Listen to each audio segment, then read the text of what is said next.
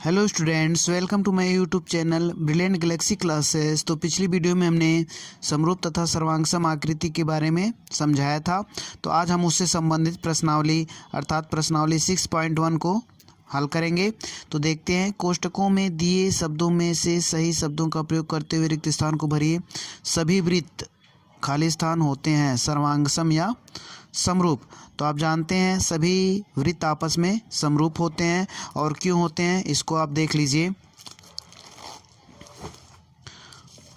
यहाँ पे आप देख पा रहे हैं सभी वृत्त, यहाँ पे समरूप पे निशान लगा हुआ है, समरूप होते हैं। जानते हैं कोई भी आकृति जब उसका शेप वही हो, साइज छोटी बड़ी या बराबर हो सकती है, तो वह आकृति आपस में समरूप आकृति कहलाती है। तो यहाँ पे इस वृत्त का शेप वही है, आकार वही है, लेकिन साइज छोटी बड़ी है, इसलिए यह आकृति आपस में समरूप है। आते हैं, देखते हैं दूसरे को। सभी वर्ग खाली स्थान होते हैं समरूप या सर्वांगसम। तो इसमें भी समरूप होगा। आप जानते हैं कि वर्ग जो है बहुभुज होता है, इसे आप बहुभुज भी कह सकते हैं। वर्ग जो है बहुभुज का एक प्रकार है। तो बहुभुज के समरूप होने के लिए कंडीशन है कि संगत कोण बराबर होने चाहिए और इनकी संगत भुजाओं का अनुपात बराबर हो। क्योंकि ये वर्ग है तो यहाँ पे इसकी एक भुजा 2 सेंटीमीटर है और इसकी एक भुजा 3 सेंटीमीटर है। तो इस भुजाओं में जो अनुपात होगा 2 और 3 का होगा। इसी प्रकार सभी संगत भुजाओं में 2 और 3 का अनुपात होगा और संगत कोण आप देख पा रहे हैं कि बराबर है। तो यह बहुभुज जो है आपस में समरूप होगा। अब आते हैं अगले पार्ट पे। देखिए, सभी खाली स्थान त्रिभुज समरूप होते हैं। तो सभी समद्विबाहु त्रिभुज नहीं होगा, ठीक ना। यहाँ पे हमने क्रम उल्टा कर दिया है। देखिए, सभी समबाहु त्रिभुज, सभी समबाहु त्रिभुज आपस में समरूप होते हैं। अब देखिए क्यों समबाहु त्रिभुज समरूप होते हैं। आप देखेंगे कि इनका प्रत्येक कोण 60-60 डिग्री का होता है और संगत भुजाओं का अनुपात आप निकालेंगे तो वो भी बराबर ही होगी। दो अगर आप समबाहु त्रिभुज ले रहे हैं, उनकी संगत भुजाओं का अनुपात निकालेंगे तो बराबर होगा। और क्योंकि उनका प्रत्येक कोण 60 डिग्री का होता है, इसलिए उनके संगत कोण भी बराबर होंगे। तो इस प्रकार यह बहुभुज या कह लें यह त्रिभुज आपस में समरूप होंगे, कोई भी 2 समबाहु त्रिभुज।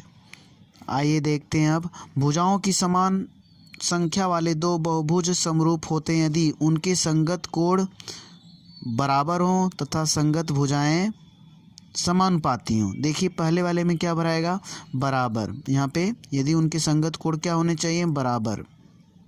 पहले भी हम बताएं बहुभुज के बारे में, बहुभुज कब समरूप होते हैं, उनके संगत कोण क्या होने चाहिए, बराबर होने चाहिए, और संगत भुजाएं क्या होनी चाहिए, समानुपाती।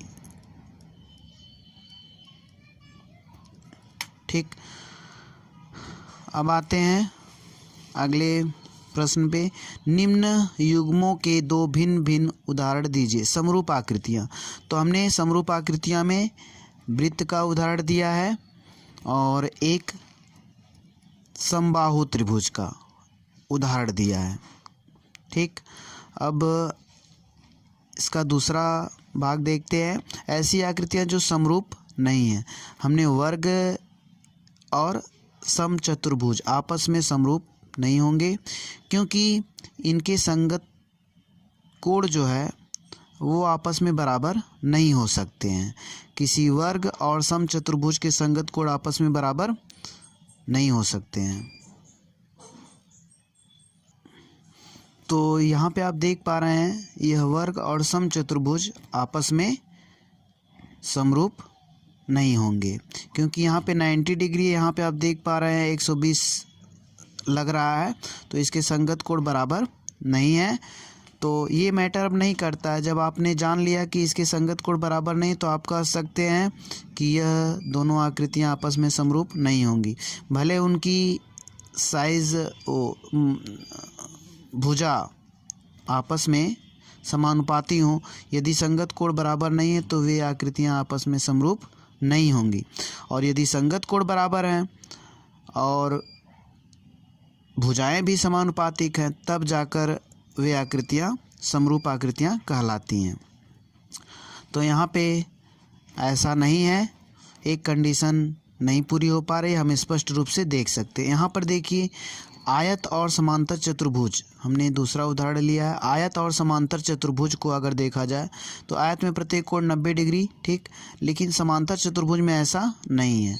यहाँ पर देखिए ये कोण जो है 90 से अधिक लग रहा है, तो ये दोनों आकृतियाँ आपस में समरूप नहीं हो सकती हैं। तो इस प्रकार आपकी यह वीडियो यहीं पर समाप्त होती है।